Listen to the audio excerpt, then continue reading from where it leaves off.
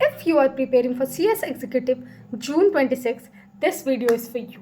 Yes, so watch the video till the end. अभी तक तुम्हें ये तो पता चल गया होगा कि सबसे ज़्यादा स्टूडेंट CS एग्जीक्यूटिव में फील करता है.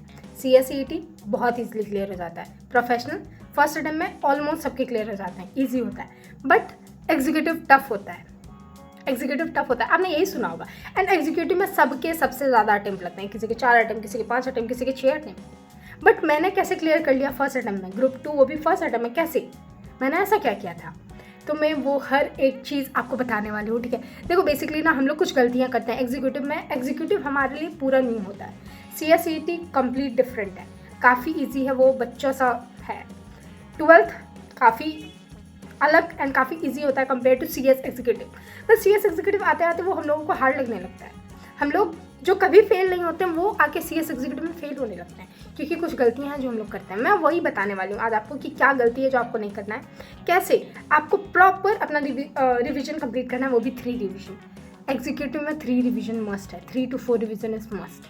ठीक है, जिनके भी एग्जीक्यूटिव क्लियर है आप उनसे जाके पूछो, वो आपको बताएंगे कि मैंने 3 बारी 4 बारी, किसी ने तो 5 बारी रिवीजन करी होती है.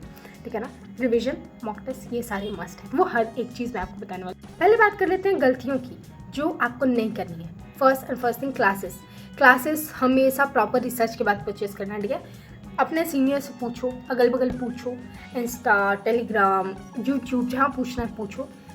डेमो लेक्चर्स देखो, फिर क्लासेस परचेज करना है. ठीक है, CS एग्जीक्यूटिव में सबसे बड़ी गलती लोग यही करते हैं, आपको नहीं करना है. क्लासेस अगर आपने परचेज कर लिया तो अब क्या ही हो सकता है, बट अगर आपने परचेज नहीं किया है तो अच्छे से प्रॉपर रिसर्च के बाद परचेज करना है. ठीक है, दूसरा गलती जो हम लोग करते हैं ना कि हम लोग सेम तरीका, पढ़ने का सेम तरीका फॉलो करते आते हैं. जो हमने 12th में किया था, जो हमने CS CET में किया था, वो हम लोग सेम एग्जीक्यूटिव में भी लगाने लगते हैं. देखो भाई, नहीं चलेगा. ठीक है ना, एग्जीक्यूटिव कंप्लीट डिफरेंट गेम है. यहाँ पर आपको थोड़ा सा हट के सोचना पड़ेगा. ठीक है ना, तरीका तो सबका ही सेम होता है. पास करने के लिए बस 3 चीज़ की ज़रूरत है. सिलेबस कंप्लीट, ठीक है, रिवीजन प्रॉपर, मैंने बताया 3 से 4 रिवीजन, राइटिंग प्रैक्टिस. यही 3 चीज़ है जो आपका फेल होना या पास होना डिसाइड करता है. ठीक है ना, कुछ लोग इसको कंसिस्टेंटली कर रहे होते हैं, कुछ नहीं कर रहे होते हैं. जो कंसिस्टेंटली इसको फॉलो करते हैं वही पास होते हैं, जो नहीं करते हैं वो कहीं ना कहीं अटक जाते हैं. ठीक है, तो कंसिस्टेंसी इज द की. आपने ये चीज़ सुना होगा, but trust me on this, यही एक तरीका है. मैंने अपना एग्जीक्यूटिव क्लियर कर लिया. मैं अभी CS फाइनलिस्ट हूँ. मैं क्या करती थी ना एग्जीक्यूटिव में, मुझे एक चीज़ तो समझ में आ गया है कि अगर आप कंसिस्टेंट रहोगे तो ही आपका CS क्लियर होगा, नहीं तो नहीं होगा.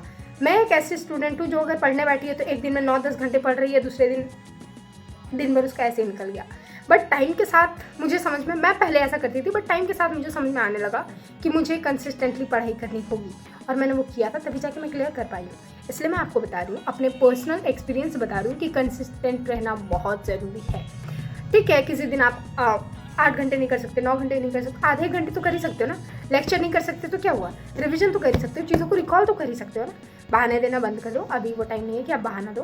ठीक है, डन हो गया. ये सारी गलतियां हैं जो आपको नहीं करनी है. अभी आपको क्या करना है, सबसे पहले आपको सिलेबस कंप्लीट करना है. कब तक कंप्लीट करना है, February last is your day.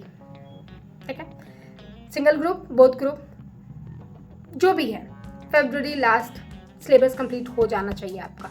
उसके बाद आपको स्टार्ट कर देना अपना रिवीजन. राइटिंग प्रैक्टिस आइदर आप राइटिंग प्रैक्टिस कर सकते हो, उसमें आपको एक क्वेश्चन डेली प्रैक्टिस करना होता है. कहाँ से करना है, तो राइटिंग प्रैक्टिस आप कर सकते हो प्रीवियस क्वेश्चन पेपर से. ठीक है, तीसरा जो आपको करना है वो है टेस्ट. रेगुलर टेस्ट दो, पहले चैप्टर वाइज टेस्ट दो. जब भी आप पूरा चैप्टर वाइज टेस्ट दे लेते हो, क्योंकि टेस्ट ये जो बताता है आपको कि आप कितने पानी में हो. ठीक है, आपका कितना पढ़ाई हो रहा है. ठीक है ना, तो टेस्ट दो. ठीक है, पहले चैप्टर वाइज टेस्ट दो, फिर जब आप पूरा कंप्लीट कर लेते हो तो फुल 100 मार्क्स का टेस्ट दो. ठीक है, कंप्लीट सिलेबस का. एंड मैं एक चीज़ और तुम्हें बताना चाहती थी कि CS एग्जीक्यूटिव जून 26 के सिलेबस में कुछ थोड़े बहुत चेंजेस हैं. उसके लिए मैंने वीडियो बना के रखा हुआ है, लिंक डिस्क्रिप्शन में डाल दूँगी, वो वीडियो देख लेना, बहुत इंपॉर्टेंट है. ठीक है ना, तो कुछ चैप्टर्स डिलीट हो गए जो आपको नहीं पढ़ने की ज़रूरत है फॉर जून 26. ठीक है ना, तो हो सकता है किसी के पास अपडेट वाली मॉड्यूल आ गई हो, किसी के पास नहीं हो, तो इसलिए वीडियो को देख लेना ताकि प्रॉपर आपको समझ में आ जाए. ठीक है, एंड चीज़ जो आपको करनी है वो है स्कैनर्स.